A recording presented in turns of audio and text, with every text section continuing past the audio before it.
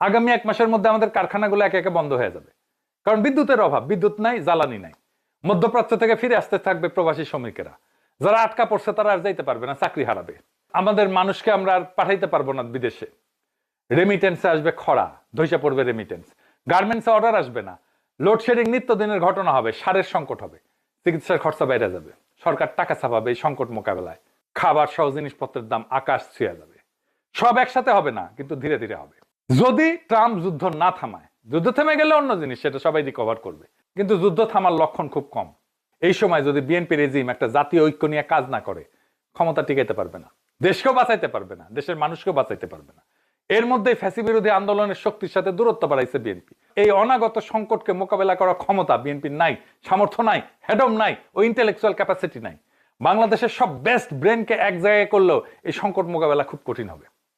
তারপরেও বিএনপির জন্য একটাই রাস্তা খোলা আছে, একটা বৃহত্তর জাতীয় ঐক্য গড়ে তোলা। যদিও এই জাতীয় ঐক্যের পূর্ব শর্ত হবে বিএনপিকে ইন্ডিয়া আর আমেরিকার হাত ছাড়তে হবে, জুলাই সনদ বাস্তবায়ন করতে হবে, গণভোটের গণরায় বাস্তবায়ন করতে হবে। দুনিয়ার মানচিত্র বদলায় যাবে এই যুদ্ধ যদি ট্রাম্প না থামায়। রাশিয়া ইউক্রেন দখল করে নেবে, চায়না তাইওয়ান দখল করে নেবে, অরুণাচল রাখবে কিনা আল্লাহ জানে, ইসরায়েল থাকবে না, কাশ্মীর স্বাধীন হয়ে যাবে, প্যালেস্টাইন স্বাধীন হবে, সারা দুনিয়ায় আমেরিকার আধিপত্য ধ্বংস হবে যদি ট্রাম্প যুদ্ধ না থামায়। ওইটা হবে আর এক নতুন দুনিয়া। ওই অনাগত দুনিয়ায় আমাদের আসল বন্ধু। ওই অনাগত দুনিয়ার সাথে যাদের বোঝাপড়া আছে, ওই অনাগত দুনিয়া যাদের বন্ধু, তারাই আগামীর বাংলাদেশের নেতা হবে। তারাই এই ঝঞ্ঝা বিক্ষুব্ধ সময় বাংলাদেশের এই টলমল জাহাজকে তীরে ফেরাইতে পারবে। দেশবাসীকে আশ্বস্ত করতেছে, এই বিপদ আমরা কাটাইতে পারবো যদি আমরা একসাথে থাকি, ঐক্যবদ্ধ থাকি।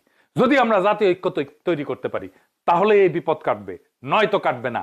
আসেন আমরা জাতীয় ঐক্যের জন্য কাজ করি। ফ্যাসিবাদ বিরোধী সকল রাজনৈতিক শক্তি আবারও একসাথে হয়ে দেশকে বাঁচানোর কাজে আগায় আসি। ইনকিলাব জিন্দাবাদ।